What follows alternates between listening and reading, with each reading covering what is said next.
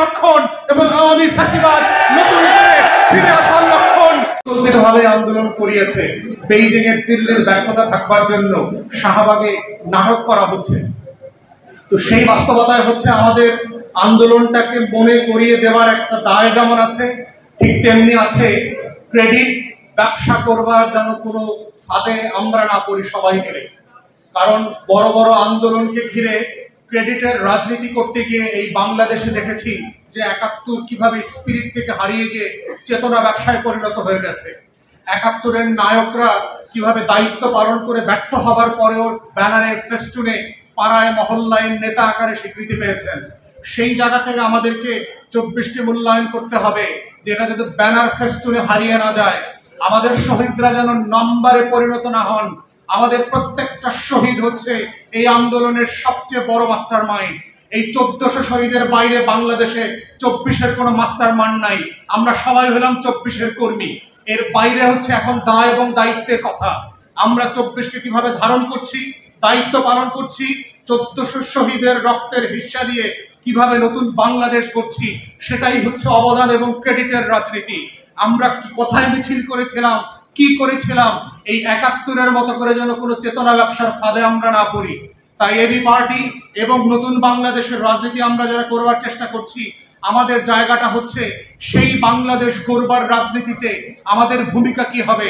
আমরা যা আকাঙ্ক্ষা করেছিলাম বাংলাদেশটাকে গড়ে তুলব, যেই বক্তব্যগুলো আমরা হাসিনার আমলে দিয়েছিলাম, বলেছিলাম হাসিনাকে নির্বাচন কমিশনটা এইভাবে গঠন করতে হবে, হাসিনাকে দুর্নীতি দমন কমিশনটা এইভাবে গঠন করতে হবে, হাসিনাকে বলেছিলাম তথ্য কমিশন, মানবাধিকার কমিশনে ব্যবসা বন্ধ করতে হবে, গণমাধ্যমকে গণতান্ত্রিক করতে হবে, পাবলিক সার্ভিস কমিশনের নামে ছাত্রলীগ আওয়ামী লীগের অ্যাপয়েন্টমেন্ট বন্ধ করতে হবে, প্রাতিষ্ঠানিক রূপ দিয়ে পেশাদারিত্বের ভিত্তিতে রাষ্ট্রের প্রতিষ্ঠানগুলোকে ঢেলে সাজানোর কথা বলেছি।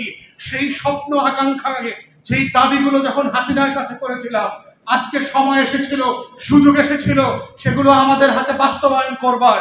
কিন্তু আমরা দুঃখজনকভাবে দেখতে পাচ্ছি হাসিনা যেই কারণে যেই যুক্তিতে সেই সংস্কারগুলো করতে নারাজ ছিল, করতে রাজি হয় নাই, সেই শব্দে, সেই ভাষায়, সেই যুক্তিতে আজকেও দেখতে পাচ্ছি বাংলাদেশের রাজনৈতিক দলগুলো সংস্কারে বাধা দিচ্ছে, দ্বিমত পোষণ করছে। এটা ১৪০০ শহীদের পক্ষে, গণ অভ্যুত্থানের পক্ষে শক্তি হওয়ার কোনো লক্ষণ না, এটা গাদ্দারির লক্ষণ এবং আওয়ামী ফ্যাসিবাদ নতুন করে ফিরে আসার লক্ষণ। তাই সবাইকে স্মরণ করিয়ে দিতে চাই, ১৪০০ শহীদের রাজনীতি করে আওয়ামীপনা করবেন, ১৪০০ শহীদের নামে দিল্লির গোলামি কায়েম করবেন, ১৪০০ শহীদের নামে বাংলাদেশে আওয়ামী লীগকে পুনর্বাসন করবেন, ১৪০০ শহীদের রক্তের উপরে দাঁড়িয়ে গণ অভ্যুত্থানের কর্মসূচি পালন করতে করতে বাংলাদেশে সংস্কারের বিপক্ষে দাঁড়াবেন। সেই বাংলাদেশ আমরা হতে দেব না, খোদার কসম। সেই বাংলাদেশ আপনাদেরকে প্রত্যাখ্যান করবে, যেভাবে আওয়ামী লীগকে, শেখ হাসিনাকে, শেখ পরিবারকে